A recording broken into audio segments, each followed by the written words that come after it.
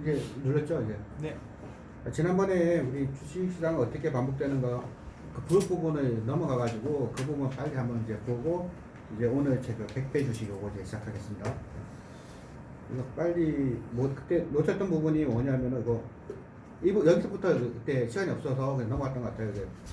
그래서 그 제가 이거는 그 신과 함께 독서 모임에서 한번 발표했던 거거든요. 그래서 빠르게 얘기하면은 이거 혹시 이거 오제 마법사 안 보신 분 계시죠? 여기 한번 손들어. 오제 마법사 20대시죠? 저 33. 예, 좀 젊으신 분, 또 안 보신 분. 예. 20대하고 30대 초반은 안 봤을 거예요, 아마 그 오제 마법사를. 줄거리에서 말씀을 좀 드리자면은 얘가 이제 도로시거든요. 도로시가 캔사스에서 살다가 바람폭 그 토네이도에 날아가가지고 이제 이상한 오즈라는 지역에 떨어져 버린 거예요. 그 떨어져서 이제 다시 집으로 돌아가려 그러면은 오즈의 마법사라는 사람을 찾아가서 그 사람한테 얘기를 하면 돌아갈 수 있다 그래서 그 오즈의 마법사인 그 마법사를 찾아가는 거예요. 가다가 이제 한 명씩을 만나게 됐는데 첫 번째 만났던 사람인가 두 번째인가 이렇게 모르겠어요. 근데 첫 번째 만났던 그 양철 나무꾼인데 양철 나무꾼 이 아저씨는 두뇌가 없는 거예요. 두뇌가 없고 양철이 나무꾼이 도끼가 다 녹이 썰어버린 거예요. 두 번째 만난 이 호수아비 아저씨는 두뇌가 없어요. 두뇌가 없고 호수아비인데 농부는 농부인데 일은 못하고 이렇게 그냥 매달려만 있는 이런 이제 호수아비고 세 번째 만난 이 아저씨는 심장이 없는 용기를 잃어버린 사자고요. 그래서 사자는 용맹해야 되는데 용맹하지 못한 거예요. 그래서 이 도로시가 이 사람들을 데리고 이제 오즈의 마법사를 찾아가는 건데 결론은 뭐예요? 뭐냐면은 오즈의 마법사는 없다는 거예요. 오즈의 마법사는 없고 오즈의 마법사를 흉내냈던 박사만 있었던 거예요. 그 박사는 이 오즈의 마법사인 이 사람들한테 이 네 명의 소를 다 들어줘요. 첫 번째 이 양철 나무꾼은 심장이 없는 양철 나무꾼은 이제 뭘 해줬냐면은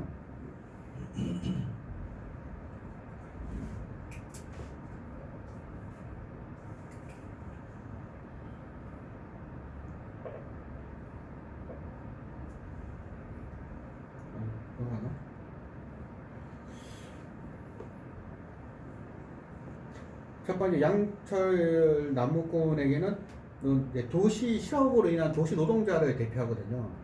그러니까 그 양철로 되어 있는 이 도시 노동자들은 계속 일을 해야 되는데 일을 하지 못하니까 그 도끼가 녹이 썰어버린 거예요. 그 사람한테는 오즈의 마법사가 시계를 줘요. 그 요만하게 시계를 주면서 이 시계를 주는 이유가 그 탄력 근무제를 통해서 일자리를 창출한다는 거예요. 이게 물론 120년 전에 나온 영화 그 소설인데 그때 이미 그 탄력 근무제, 유연 근무제를 얘기했던 거예요. 그래서 이제 일자리 나누기를 통해서 실업 문제를 해결했다는 거고 두 번째 호수아비 같은 경우는 부채를 너무 많이 져가지고 농사를 지어도 빚을 갚기도 벅찬 거예요. 그러다 보니까 대출받은 이 호수아비는 자기가 왜 이런 데 사는지도 모르고 힘들어하다 보니까 이 호수아비에게는 공부를 하면 된다는 걸 하기 위해서 학위증을 이제 선물해 주는 거예요. 학위증을 갖고 이제 공부를 해라는 거죠. 마지막으로 이제 용기 잃은 사자는 당시 대선 후보였던 사람을 말하는데 그 사람들한테는 그 자기의 정체성이라든지 자기 용기를 이제 그 상징하는 메달을 주는 거예요. 메달을 줘서 그 메달을 받고 용기를 받은 이 사자는 다시 용기를 갖게 된다는 거고 마지막으로 도로시한테는 응구들을 4번 깡깡깡 두드리면 다시 돌아간다 해서 응구들을 4번 두드리고 다양으로 돌아갔다는 겁니다. 이 책에서 이제 얘기하는 건 뭐냐면은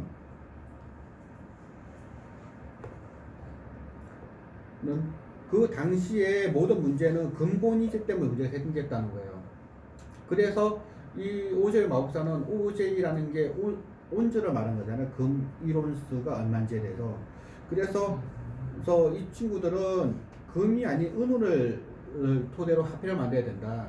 금은 귀하기 때문에 금으로는 화폐를 만들기 너무 어려운 거예요. 그러니까 은은 흔하니까 은으로 화폐를 만들면 통화량이 증가하니까 이 모든 문제를 해결될 수 있을 거라고 주장했던 게 이제 오제 마법사의 기본적인 철학인데, 근데 결과적으로 보면은 이제 이 책에서 말하는 거는, 캠피에서 말하는 거는 캔사스 같은 곳은 없다, 모든 다 환상일 뿐이다, 이렇게 얘기하고 있는 거죠. 그래서 이제 제가 얘기했던 거는 위키드라는 이제 뮤지컬인데, 위키드에도 환상을 얘기하고 있는 거예요. 이 모든 다 환상이다. 어떤 모든 걸 해결해 줄 수 있는 오제 마법사가 따위는 없다.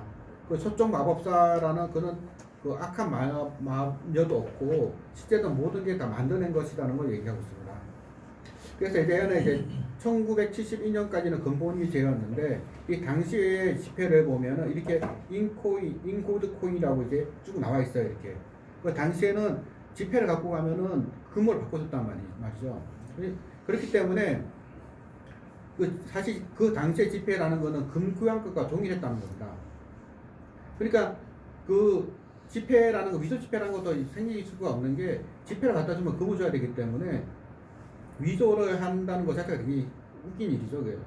우리나라가 이제 1896년인가 그때 외국 사람이 우리나라 와서 이제 쓴 책이 있어요. 그 책을 보면서 내가 인상적인 깊은 부분이 뭐냐면, 우리나라가 드라마 같은 거나 이제 옛날 사극 같은 거 보면은 그 서울로 한양으로 공부하는 이제 그 자녀들한테 노잣돈으로 해갖고 이제 상평통보 같은 걸 돈을 주잖아요. 그죠? 그러면 이제 보집에 넣고 이제 가서 사 먹고 이렇게 하는 것 같은데, 시대 조선 말에 우리나라에 와서 이제 우리나라 풍물을 보고 갔던 외국인이 본 어떤 걸 보면은, 예를 들어서 소 한 마리를 사기 위해서는 상평통보가 얼마나 필요했냐면은, 큰 수레에다가 상평통보를 가득 채워서 그걸 갖다 줘야지 이제 그 소를 살 수가 있는 거예요. 왜 그런가 하면은, 금이라는 거는 금 한 덩어리가 은 90개 정도의 가치가 있잖아요. 그러면 금 한 덩어리와 맞먹는 철의 가격은 얼마큼 되겠어요? 철은 몇 톤이 돼야 될 거예요. 그러다 보니까 그 철이라든지 이렇게 희소성이 낮은 그 금속을 갖고 화폐를 만들어 보면 그 상업을 하기가 굉장히 어렵다는 거예요. 그래서 이제 그 영국은 근본이 제가 영국 화폐는 금화였고, 그 청나라의 화폐, 중국 화폐는 은이었단 말이에요. 그래서 우리가 그 드라마 보면 기억할지 모르겠는데, 그 조선시대 때 임진왜란이 났을 때 그 청나라, 명나라의 만력제가 손주한테 은자를 이제 선물로 주는 걸 본 게 있었을 거예요, 아마. 그러니까 그때는 은이 기본 화폐인데, 은은 흔했기 때문에 은자를 줘서 이제 하는데, 잘 기억해 보세요. 그게 조선 임진왜란 그 드라마를 보면은 그 명나라 만락제가 손주한테 은을 줄 때 수레에 실어서 갖다 줘요. 왜냐하면 은은 은의 가치는 금보다 훨씬 더 낮단 말이에요, 그게. 그래서 그렇게 이제 불편하기 때문에 그 동양이 서양한테 졌다라는 이제 부분이 있는데, 그 부분에 제가 확신이 좀 안 되더라고요. 지난번 독서 모임 할 때. 그래서 그 부분은 이제 다다음 달에 홍철 박사님 모시고 그거는 다시 한번 정리를 한번 해야겠어요. 제가 잘 이해했는지 확신이 안 들어가지고.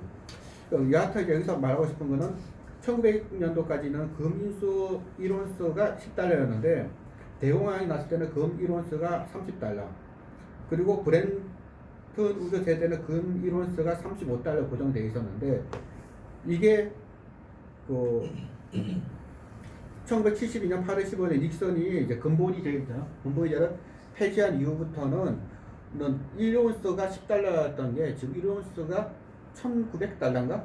1900까지 떡상을 해버린 거잖아요. 그죠? 그러다 보니까 이제 그 신용화폐라는 금으로 교환해주겠다는 말이 없어버렸잖아요. 여기는 이제 앞에서는 금을 바꿔준다는 게 있었는데, 지금 금을 바꿔준다는 게 없게 됨으로 인해서 금 가격은 계속 이제 떡상을 할 수밖에 없다는 거예요. 그래서 이거는 이제 저는 금에 투자하는 게 한 게 아니라 은에 투자하는 건데, 금과 은은 금은비는 역사적으로 일정해 왔다는 거예요. 근데 지금 보시면 이게 금 가격이고 은 가격이거든요.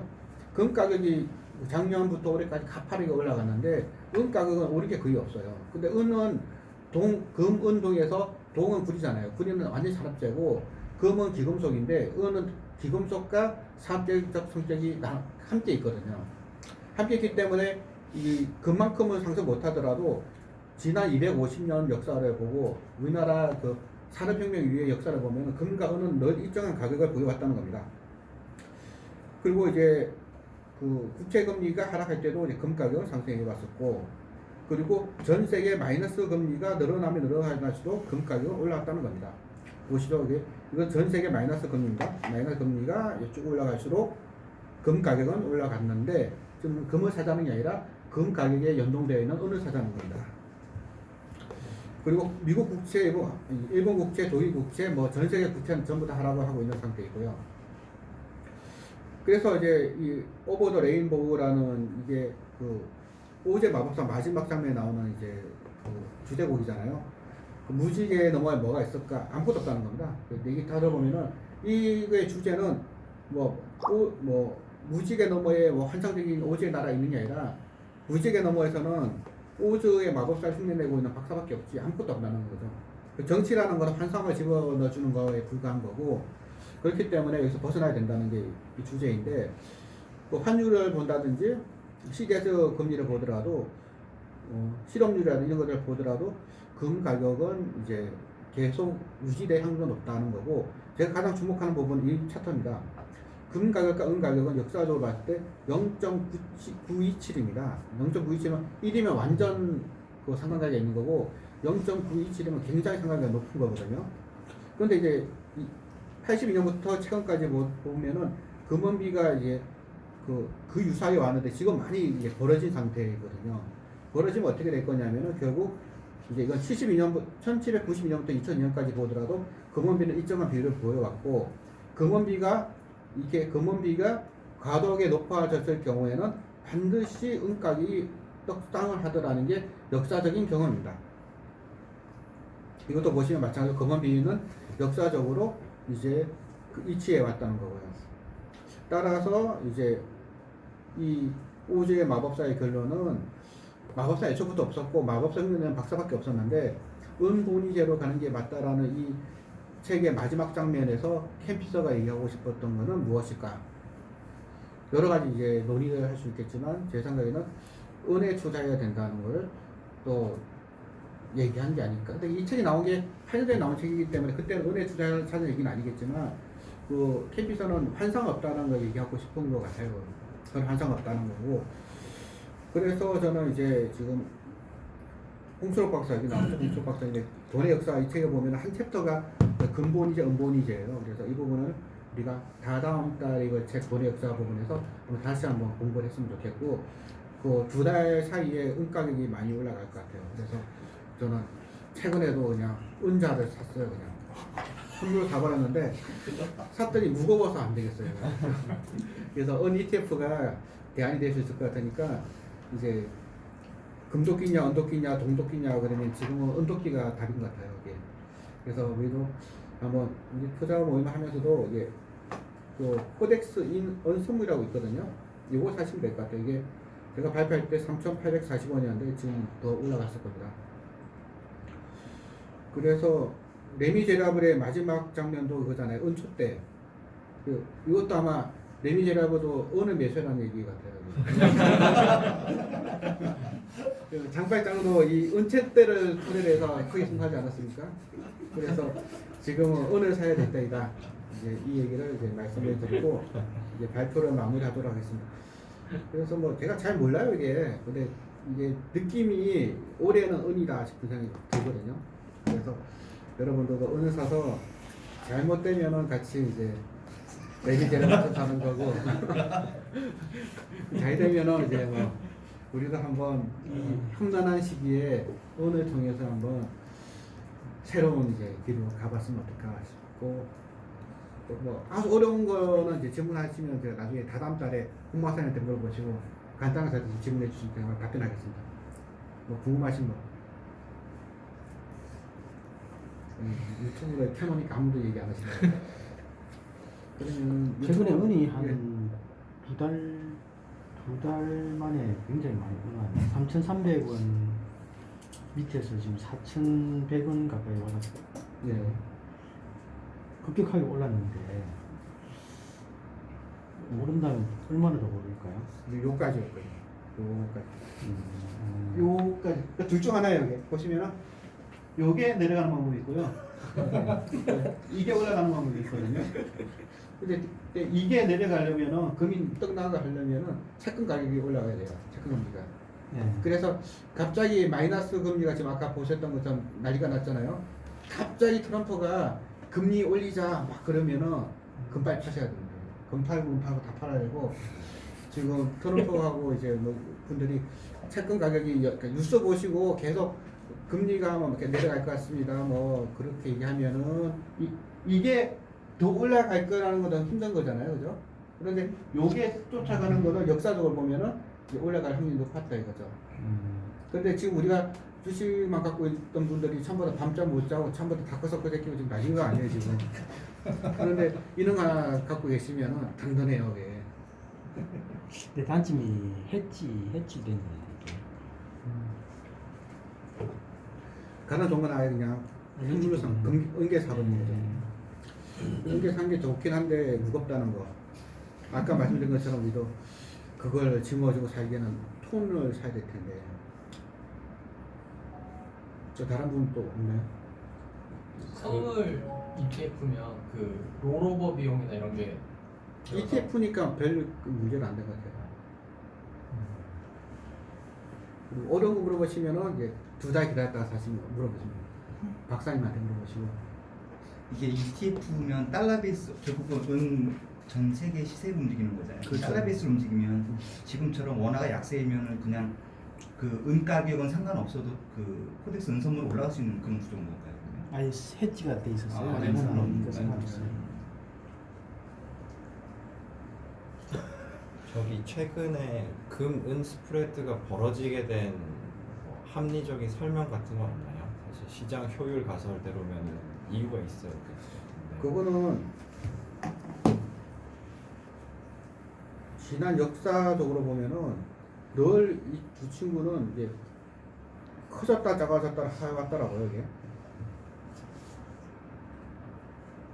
이 금원비를 보면은 이제 뭐 걸프전이라든지 닷컴 버블이라든지 미국 발서 프라임 모기지 같은 경우에 한 번씩 나면은 금 가격이 먼저 달리고 그 다음 은은 이제 쫓아가는 이런 식이더라고요. 근데 그 이유가 뭔지는 저도 뭐 잘 모르겠어요. 하여튼 위기가 오면은 금 가격은 올라갔고 금을 따라서 은이 이제 쫓아가더라 역사적으로. 그거를 한 100년 역사를 보고 뭐 200년 역사 뭐 이렇게 보면은 그렇더라는 거고. 그래서 골드하고 실버의 레이시오로 보면은 이래 왔기 때문에 또 그럴 거라고 보는데 이번에는 다르다 그러면은 할 말은 없죠. 근데 이렇게 이번에는 이렇게 벌어진 거는 이번에는 다르다 그러면은 뭐 그런가 보다 하면서 그냥 온갖 아령하시고 이제 그랬으면 좋겠습니다. 내가 어느 들고 올까 하다가 무거워서 못 들고 왔네요. 예, 더 질문 없으시면은 이제 이거 끄고 이제 한 20분 했나 10분 했나요? 18번 했습니다. 예, 딱 좋네 이게. 제가 이 유튜브 많이 하시는 분 보니까 다 10분만 하더라고요. 끝까지. 예, 끄시고 다시 이제